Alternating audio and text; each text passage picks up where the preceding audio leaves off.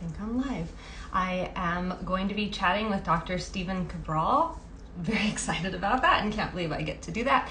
And we are going to talk about detox, toxic overload, his specific detox program that I'm going to be doing with so many of you coming up in just like a week and a half. So I thought it would be great if we could kind of like chit chat about some of your most frequently asked questions and go from there. So I'm just gonna wait for him to join, and we will get started. And I have your questions on the screen. I might not see all of them, but I have like a lot of questions came in the little question box, so we should be good. I don't know who's here. Where is she? I'm really good at this stuff. Dr. Cabral, are you here? I love you guys. Thanks for joining us. And if you see him, let me know. And I didn't get robbed in the parking lot, so that was really cool. Thank you, Jesus. Hi, guys. Oh, here we go. View request. Am I doing it right? Hello. Hey, Sean, how's it going? Good. How are you? Doing well. Thank you so much for having me on to join your community. Yes, thank you for joining us. We're very, very excited, have lots of questions come in, and we just want to learn from you. So thanks for being here. My pleasure. Yeah. First, can you just tell us who you are and what you do, and just introduce yourself? Yeah, absolutely. So my official degree is a doctor of naturopathy, but I specialize in essentially taking Ayurvedic medicine, traditional Chinese medicine, bioregulatory medicine, and combining that with state-of-the-art functional medicine. So what that looks like is taking the best of the past and combining it with state-of-the-art science so that we don't have to kind of use one or the other. We can use both and the best of all worlds to help people. And so the way that it came about, though, was that I myself went through my own health issues at 17, and it took me 10 years to get well. So a lot of people might have heard my story already before, but diagnosed with autoimmune issues, Addison's disease, rheumatoid arthritis, type 2 diabetes, POTS, all sorts of issues. My body was just shutting down. And it took eventually finding the right mentor to guide me back to health. And that's why, again, I said I've made this promise that if I ever figured it out, because it was not an easy journey, that I would just try to make other people's journey just a little bit easier. And so that's what we do to this day. Yeah, that's what I love so much about you too. And like we share similar backgrounds in that way, where it was just like years and years of frustration and health never improving, even though there were so many interventions, and the interventions actually made me worse but made me desperate to find answers. And I just love that, because now you use what you learned to help so many other people, including me. So I really appreciate you taking the time to be with us today. Yeah, absolutely. That's the great thing too about, connecting with people like yourself, is that you're out there teaching every day, affecting the lives of tens of thousands, hundreds of thousands of other people.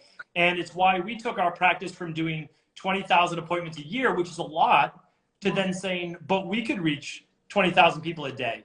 And that's there's pros and cons to social media, but one of the pros is that you could never do this in a practice like we had for 15 years. Like now we can reach so many people around the world.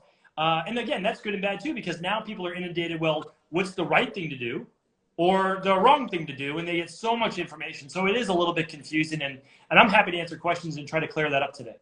Absolutely. Yeah. Thank you so much. I think one of the things that has been such a hit around here is whenever I talk about like toxic burden, and I don't know if you saw yesterday, but I hadn't been familiar with your rain barrel effect illustration. And that's like so similar to the way my mind conjured it up too. I was like using a beverage dispenser because I have that here, but like, can you kind of explain that to us with your own insight and words? What is toxic burden or overload, and what's the rain barrel effect? Yeah, so I'll give you a personal example. So I was diagnosed with Addison's disease, type 2 diabetes, rheumatoid arthritis, POTS, insomnia, allergies, mastocytosis, a lot of things. So that's when the rain barrel is overflowed, because now you get all these diagnosed diseases.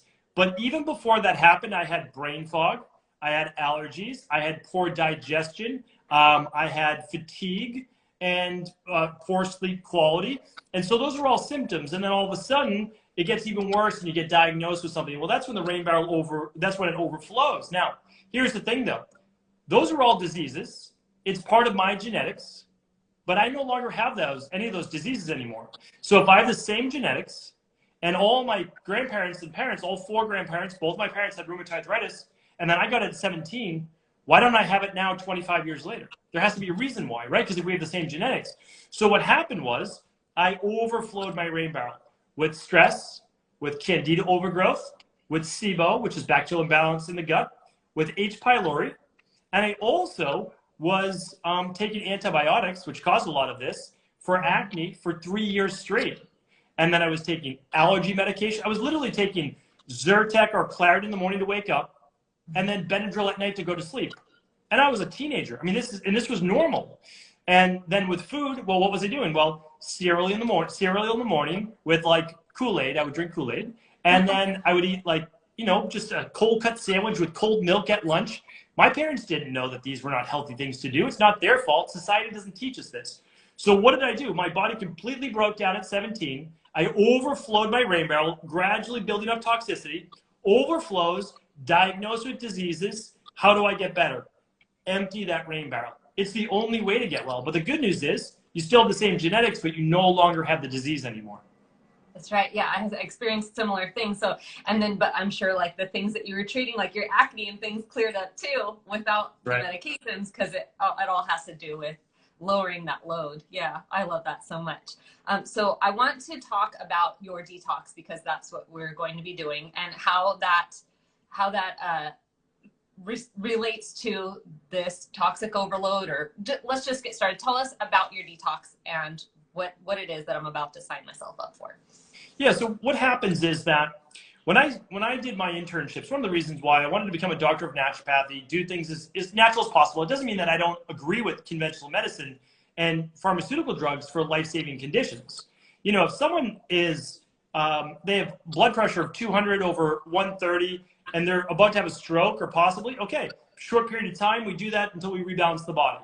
And again, I believe in that, but what we have to do is we have to understand that in every other form of medicine except conventional medicine, they believed in a subtractive process in order to heal. They always removed the toxicities in the body before they could replenish with the good stuff, right?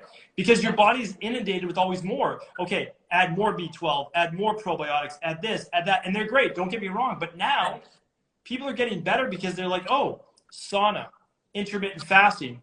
Well, what are those? Those are ways of subtractive, taking away from the body. Now, those can be overdone as well.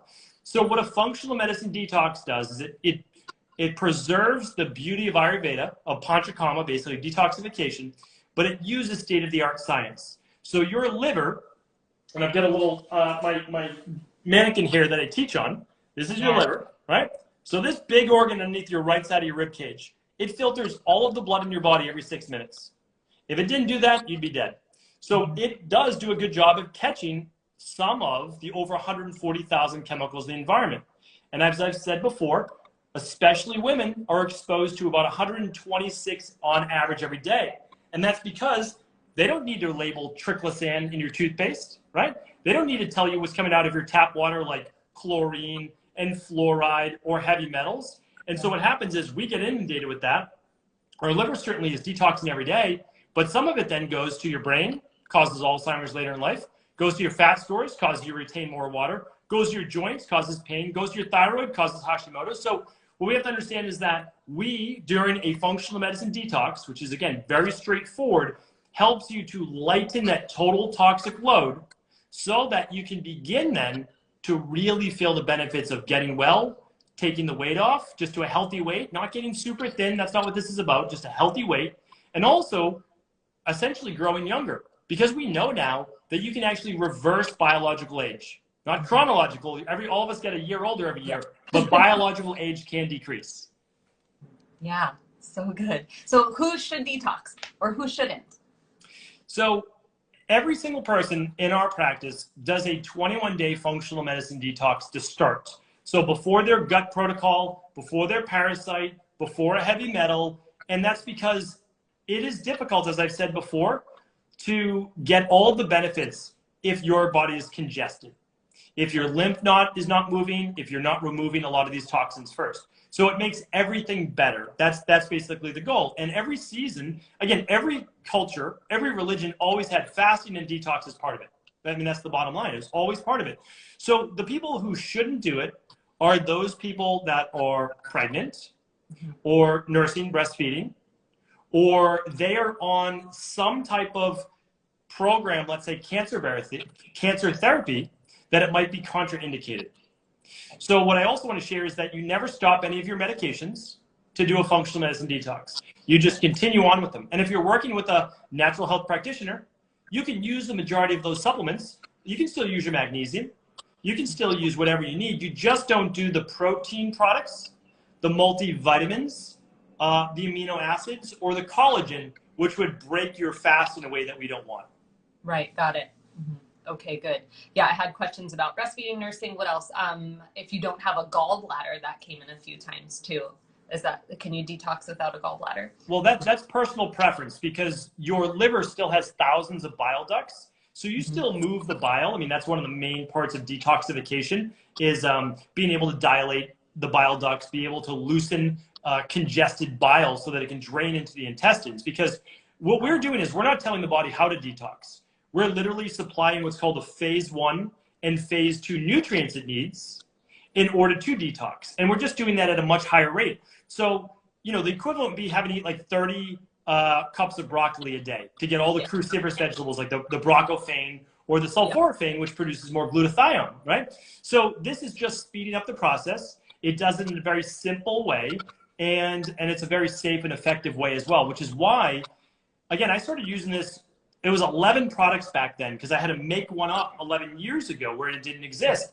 And I used it with the worst of the worst people, as I would call it, people like myself, autoimmune issues, etc. And the fringe benefits, though, were just remarkable in not just what it does for the body, but also what it teaches you.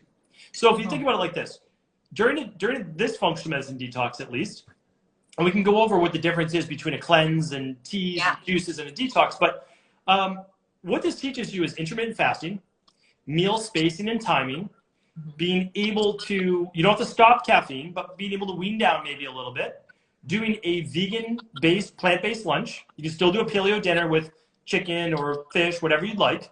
And it's also teaching you about self-care, a time to relax, a time to maybe do more Epsom salt baths and like cold plunges, being a little bit gentler on your body. And that's a really nice thing for people to do. And you have to think of it this way. We're always giving energy out to the world. Our families, our kids, our communities, our work. This is a time to bring energy back in so that we rejuvenate ourselves. I always say, I take 1 hour every morning for myself. That's it. And that's so that if I get a little bit of me time, I'm just much better for the world. I show up better for the world. And that's what this time is. It's better for you to literally heal your body. There has to be a point at which you are not breaking down and instead you are building back up. Right. Yeah, it's very intentional time too. It's not like, like sometimes I'm like, oh, this is my me time, but it was really a nothing. It's more intentional for a specific period of time, which I think is so helpful too, to kind of like get us back in a really good rhythm. I love that there's the stress component too, because it's something that's not as often talked about. And I think that it's really important. I've seen it impact me, of course. What else do I want to ask you? Am I gonna feel crappy? A lot of people want to, like, if this isn't like a good season to do it in, like, because I'm already low on energy or I already have a lot going on, like, what can I expect? Yeah, so I totally understand where people are coming from. When I did my first detox 11 years ago, maybe a little bit more now, your first one, you have no idea what to expect. You might do great.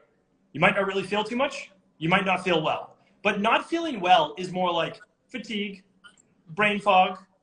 If you stop caffeine, which I don't recommend, stop caffeine a week before the detox if you're going to do it, not during the detox.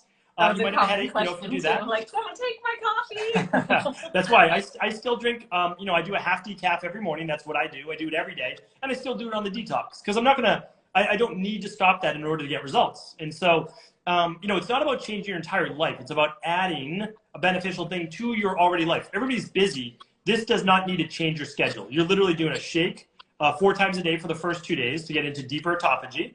And then the rest of the days you're doing shake, plant-based lunch, shake, which just can be shaken with water on the go. I lost you. Hang on. plant-based or... You've cut out there for just a second. I lost you after that second take. That's okay. Yeah, I've got so many like messages popping up my phone. I'm trying to like turn them off. So essentially what I'm saying is you can make this a part of your lifestyle very easily, just for the 7, 14, or 21 days. Shake 4 times a day for the first 2 days. Very, very simple. Just shake it up with water. On days 3 through 7, you do shake, plant-based lunch, shake to get your nutrients that you need, not to become too catabolic or lower thyroid. And then a paleo-style dinner, which can be a vegan protein or fish or meat, along with a healthy fat and vegetables. So this is very, very doable. And I'll tell you this, every detox does get easier. There's no doubt about it. And the problem is that you just have to do it. I always tell people, meaning like you have to do it. You've got a community that's going to be able to support people, will help support people, answer questions. And worst case scenario, you stop after the first day of fast and say, you know what, I can't do another day. You didn't fail. It was your first detox. So you just move on to days 3 through 7 and you'll be fine, because it's just a normal diet that you get all the nutrients that you need. So people can't fail on this. They really can't. No, and I honestly, I feel like it's going to make my life easier for that time in a way. Like, it's like less thinking for me, where it's just like, I'm going to follow this. Like, somebody just tell me what to eat and I'll eat it. You know? Yeah, So and by day 5, I mean, you just feel phenomenal. I mean, that's the thing, is that you're going into deep autophagy for 2.5 days. You are cleaning up inflammation, necrotic tissue, cancer cells, balancing hormones, removing a lot of bad negative gut bacteria. I mean, it's an amazing process that, by the way, again, we are supporting. We are not telling your body what to do. Your body knows how to heal. It just needs the nutrients that it's deficient in, and you're helping to lower the toxic load. That's how we heal. Yeah, so good. And so, like, what would be the difference or the benefit between doing 7, 14, or 21 days? I mean, you can imagine that you'll get the most benefit doing the most amount of time. But is there like a significant difference for people that are kind of concerned about the length of the 21 days? So again, I just want people to know it's not going to change their life, except that they won't be able to have like a flex meal once a week or twice a week. They need to stick with the plan. But here's what I often share with people, that let's say you did a 7-day detox every quarter, every 12 weeks, which is what we recommend, just to keep up with environmental toxins, heavy metals, etc., and overall inflammation of the body. If you did 7 every quarter for a year, it would not equal a 21-day detox in a row. And that's because you get compounding exponential benefits. And that's, it's kind of like, again, I'm not a finance person, but I know if you put money in on day 1 and it compounded every day, it'd be a whole lot more at the end of 365 days instead of putting the same amount of money every day into it. It's just, if you do it in the beginning and front load it, it just, the benefits compound, because you get to stay in a state of deeper autophagy and clean up for 3 weeks straight, instead of putting more stuff in and taking it out. But here's the thing. The majority of people just start with 7 days, and that's great. Why? Yeah. You build up confidence, and then when you build up confidence, then you're saying, okay, I could do 1 more week. So we actually have people typically buy a 21-day and only commit to 7 days. That's it. That's what I did for Damien. Yeah, because I mean, by day 5, day 6, you're going to be feeling great, and you're going to be like, oh, I wish I had that to continue on with it. And on the 2nd and 3rd week, so 21 days with the 2 intermittent fasting days, if the goal is like, again, we're not providing any medical advice or treatment plans, but if you have a real health condition, 21 days with the intermittent fasting days. If you need to lose more than 30 pounds, 21 days with the intermittent fasting days is going to get you to your goals much faster. Now, you're someone who doesn't want to lose weight, you're feeling good overall, you want to do this for healthy maintenance. Okay, when you do the next 2 weeks, you can do 1 fasting day, or you can do 0 fasting days and just do the 3 through 7 meal plan for the next 14 days. So you get to modify it based on what your needs are. That's so great. And this just came to me, but okay, so when I started my whole health journey, I started with an elimination diet, and I did 21 days without specific possibly inflammatory foods. Would this be a great launching pad to do, because we're not eating any of those inflammatory foods for 21 days? Could someone do this to potentially then launch into their provocation part of an elimination diet? So this is essentially 15 years of research into a simple 3-product thing. Like, so we don't tell people, oh, here's what's going on in your body. But yes, it's an elimination diet. It's low on FODMAPs. It's low on lectins. It's low on histamines. So it's a sensitive diet that lightens the total load.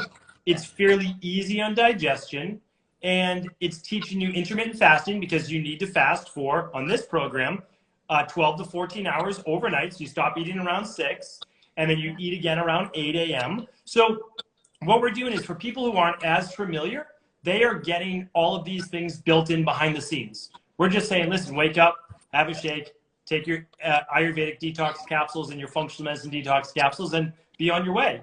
And then if you want to go in deep, I mean, we have a free detox course to go deep on it if you want, but it's up to the individual. It's so cool. I wish I would have had this 9 years ago when I started this, because it would have really made that whole process so much more simplified for me. Yeah. Oh, I wish I had it as well 25 years ago. So right? So thank you for making this. What else? How do we prepare? What should we do to get ready? So again, if you're going to eliminate coffee because you want to stop black tea or coffee, do it the week before, or at least 3 to 5 days before. But if you want to continue on with coffee, just have one in the morning after your shake.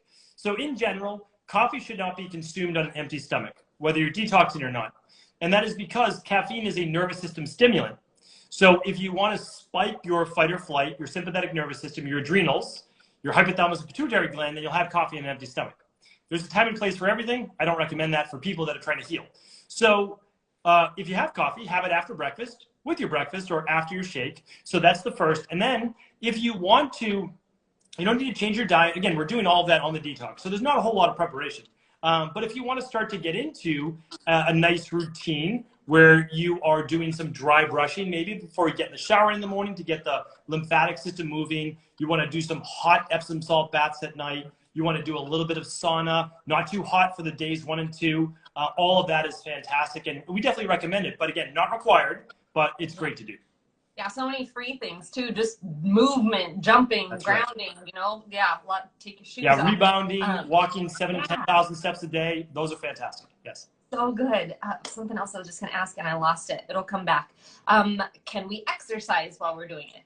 That's a great question. So this is, again, a time of healing and whole body reset.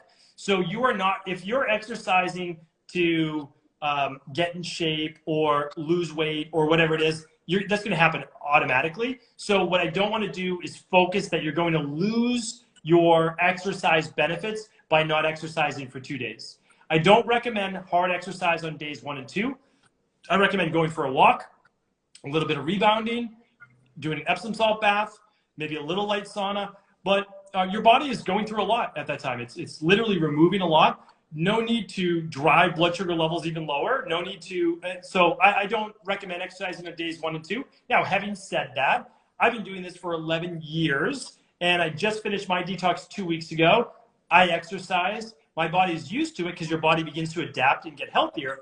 And so if you've been doing this for a while, not an issue. Just don't go for any personal best. No need to break records, while on the detox.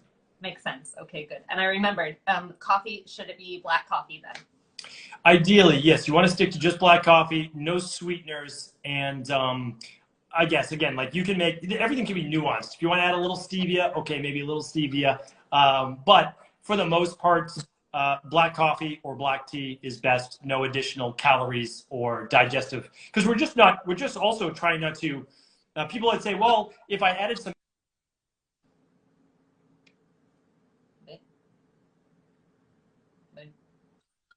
What happens is, even though it might not raise blood sugar, it also causes a digestive energy needed to be used.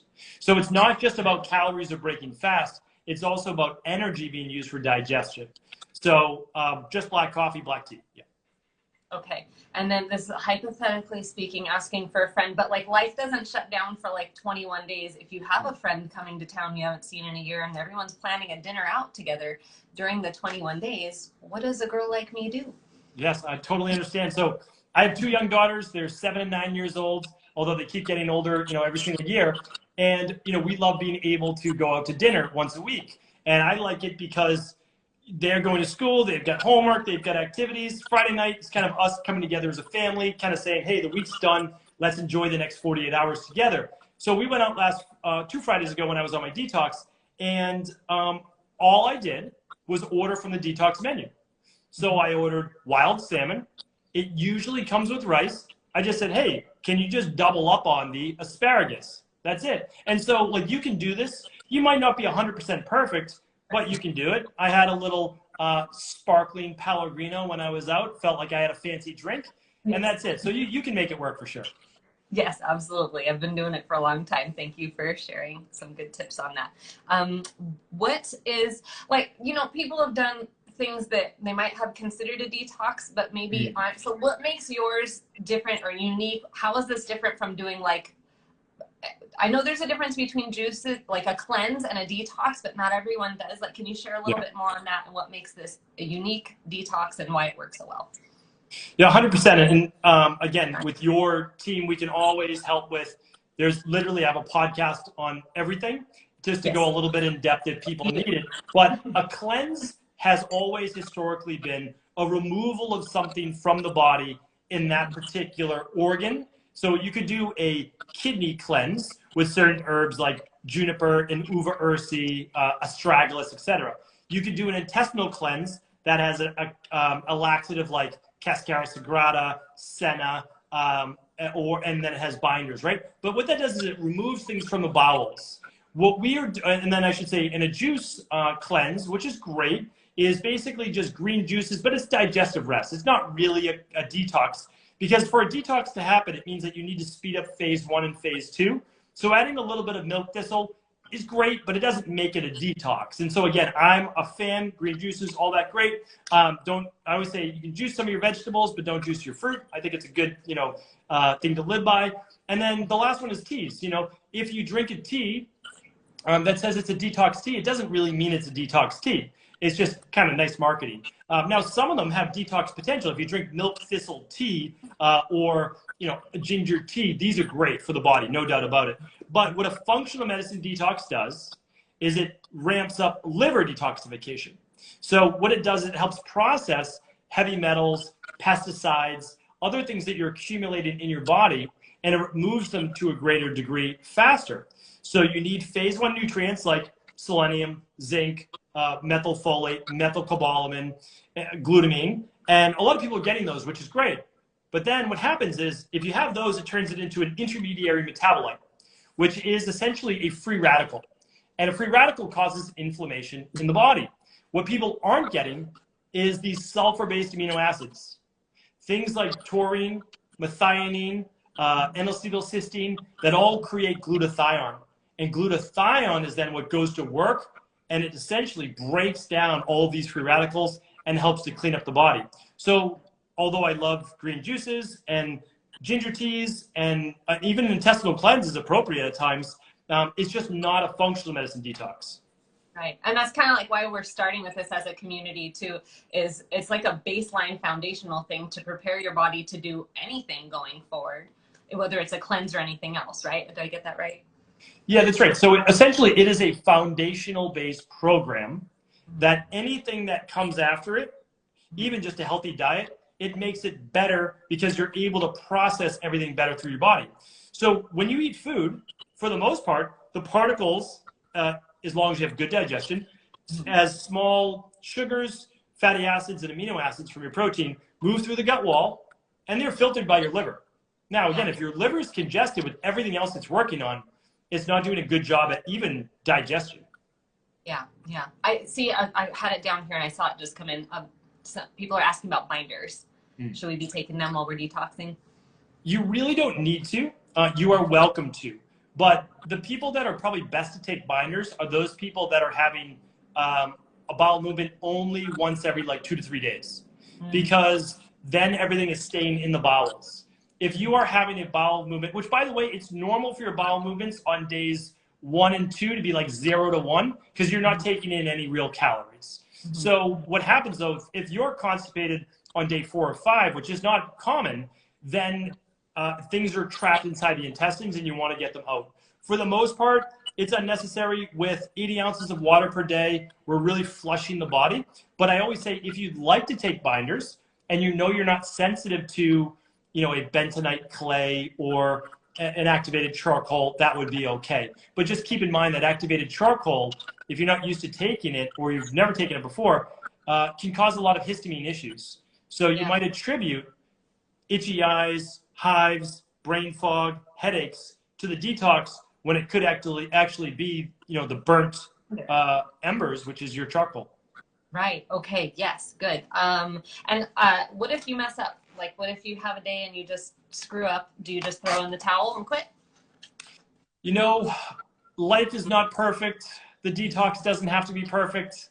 Doing it 90% of the way gets you 90% of the results, and that's way better than zero. And you're not supposed to always be perfect, because if you've never done it before, how is it possible you would be perfect? Right. You haven't even gone through the experience yet, so you don't even know what you don't know. So all you do is just say, listen, I don't have to be perfect. I've never done it before. I'm going to give it a shot. My next one's going to be better. And that's the way to look at it. Again, life happens. You do your best. And if you mess up, you have a cheat on it, whatever it is, it's okay. The next meal, you just get right back on track. Amen. Yeah. I mean, if I would have done what I did 9 years ago now, I would do it differently. But what I did then was great, and it served such a wonderful purpose and got me to where I am now, So I'm seeing questions come in about what do the shakes taste like. I forgot I wanted to show. But anyway, it's a shake, right? And so you mix this with water, and there's vanilla or chocolate. I have not tried it. I hear wonderful things, but it's basically this and like a couple of things and food, right? Yeah.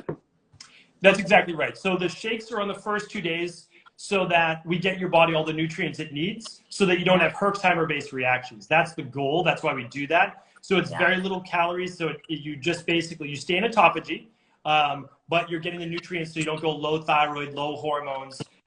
So that's a big part of it. Now, I usually use the vanilla shake to make smoothies, but on the detox, when I'm just doing the shake in water, I do the chocolate. That's just me. Some people mix one chocolate, one vanilla to make it more like a mocha. They like that.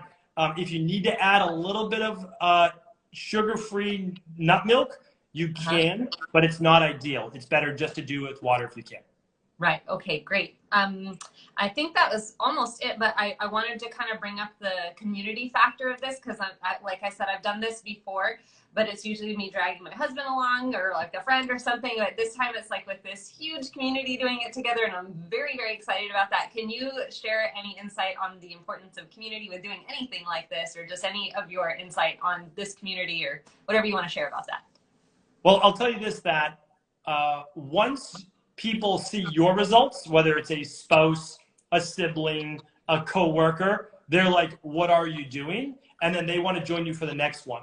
So for the first one, it might just have to be you. But the nice thing is with an online community, you know that thousands of other people are on day one with you or day two with you, and you're all doing it together. You can ask questions. So we started our online community maybe like 3 or 4 years ago. And it was just for the detox group, but then everybody hung around and now they're all there to support each other. So it's an amazing thing. I can't recommend it enough. And it's also a great place to say, okay, I'm going to have questions. I can get my questions answered.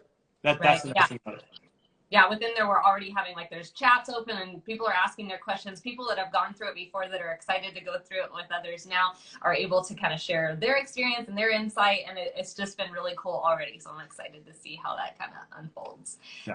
I have saved in, for anyone watching that's thinking about ordering, in my little bio link, I saved a link there. It's also on my website. You can find the detox. You can find the Yo Rise community. All the information should be there because I don't think that after I save this, it won't save all of the questions that are here, but I did want to try and keep this concise so people can get through it and get all the information they need. But if you do have any other questions, they are on Dr. Cabral's website where the detox link, all the ingredients or any FAQs, but also in that community that we have going on Discord. But if there's anything else that you wanted to share or touch on.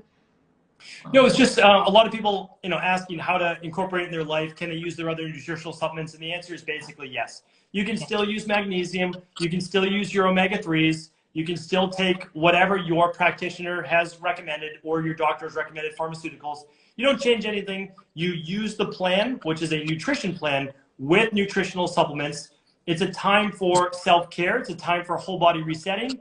And don't overthink it. It's the biggest thing I tell people. You know, it's just like, don't overthink it. You're going to be fine. You're with thousands of other people. You can ask questions. Worst case scenario, you're not feeling great on your fast the first day. You just switch to days 3 through 7. You learn from it. You'll do better next time. No big deal. Yes, there's no perfect time to do any of these things. You just do it, and it's going to be okay, and we're going to do it together. But yeah. 100%. So, yeah, Dr. Cabral, thank you so much for using your pain to see it for its purpose. Thank you for using that purpose to just help so many other people, including me, and so many that know you and love you already, and so many who are getting to know you now. I really, really appreciate you and all your work. Thank you for sharing your time and energy with us today. And thank you very much as well. It was great being able to chat with you, your community. You're doing amazing work, so keep it up. Thank you. Have a great day. Thanks.